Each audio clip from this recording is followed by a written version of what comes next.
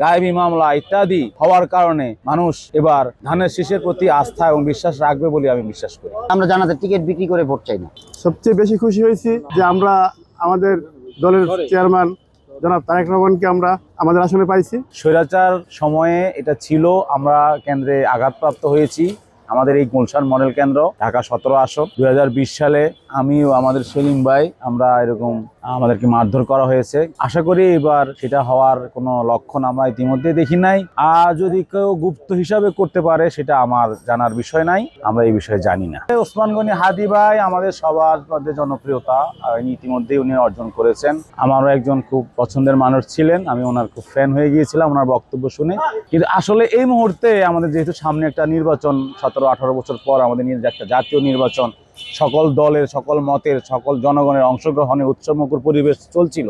এই মুহূর্তে ওনার হত্যার দাবি আমরাও করি, হত্যার বিচার আমরাও চাই, কিন্তু আসলে এই মুহূর্তে সেটা না চাওয়াই আমার মনে হয় ভালো। তো আশা করি পরবর্তী সরকার যারাই আসবেন তারা এই বিষয়ে পদক্ষেপ নেবেন বলে আমি আশা করি। আসলে আমি অতটা দেখি নাই ভিডিওতে বা কোনো ইয়েতে, আমিও ব্যস্ত থাকি আমরা নির্বাচনী কার্যক্রমে। যদি এটা হয়ে থাকে এটা আসলে ঠিক না, গণমাধ্যম তার কাজ করবে, সত্যকে তুলে ধরাই তার কাজ। ইনশাআল্লাহ ঢাকা 17 আসনে আমাদের ভারপ্রাপ্ত চেয়ারম্যান সাহেব, বিএনপির চেয়ারম্যান জনাব তারেক রহমান নিশ্চিত বিজয় অর্জন করবেন বলে আমরা আশাবাদী, এবং এতে আমাদের কোনো বিন্দুমাত্র সন্দেহ নাই। এবং সারা বাংলাদেশেও ধানের শীষে জয় জয়কার হবে, এবং ধানের শীষের সুনামিতে ইনশাআল্লাহ অন্যান্য ভোটার যারা আমাদের প্রতিদ্বন্দ্বী আছে তারাও হয়তো ভোট পাবেন, কিন্তু আমাদের তুলনায় আশা করি কম ভোট পাবেন। আমরা ইনশাআল্লাহ বিজয় হব।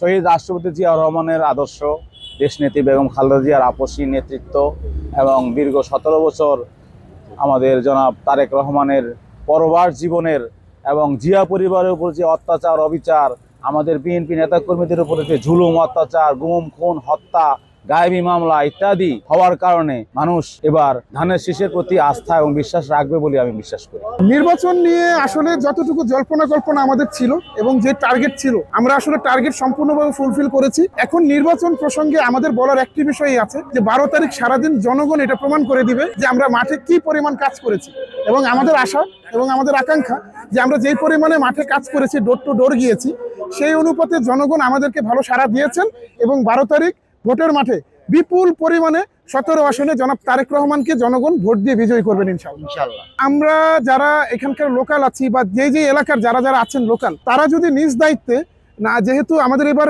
ভোটিংটা শুরু হবে আধা ঘন্টা আগের থেকে, হ্যাঁ, তারা যদি নিজ দায়িত্বে সকাল 7টা বা 6:30 থেকে লাইনে উপস্থিত থাকেন, এবং যারা ভোটার না শুধু যারা বিএনপির রাজনীতি করেন, তারা যদি তাদের এলাকার ভোটারদের সাথে নিয়ে গিয়ে ফার্স্ট আওয়ারে যে লাইনে দাঁড়াতে পারেন, এবং আইন শৃঙ্খলা বাহিনী রক্ষাকারী বাহিনী যদি নির্বাচন কমিশনের নিয়ম অনুযায়ী কাজ করেন, তাহলে এরকম কৃত্রিম জটের সৃষ্টি হওয়ার কোনো আসলে উপায় নাই, চান্স নাই। আমরা অবশ্যই মিস করতেছি আমাদের আপসের নেত্রী প্রভাত দেশ নেত্রী বেগম খালেদা জিয়াকে।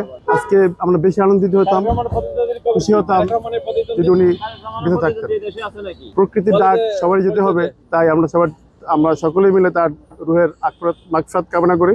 আর তারপরে আমরা সবচেয়ে বেশি খুশি হয়েছি যে আমরা আমাদের দলের চেয়ারম্যান জনাব তারেক রহমানকে আমরা আমাদের আসনে পাইছি, এবং ভবিষ্যতে আমরা ইনশাল্লাহ আশাবাদী যে 12 তারিখের পরে 13 তারিখে বা 14 তারিখে উনি দেশের প্রধানমন্ত্রী হবেন ইনশাল্লাহ। এটা বলে যারা নাকি মির্জাফর ভাই, আমরা এরকম কিছু বলি না, আমরা জান্নাতের টিকিট বিক্রিও করি না। আমরা ভোট চাই, মানুষের কাছ থেকে ভোট চাই জনগণের সেবা করার জন্য। আমাদের তারেক জিয়া সাহেব জনগণের সেবা করবে যতটুকু পারে, তবে আমরা জান্নাতের টিকিট বিক্রি করে ভোট চাই না।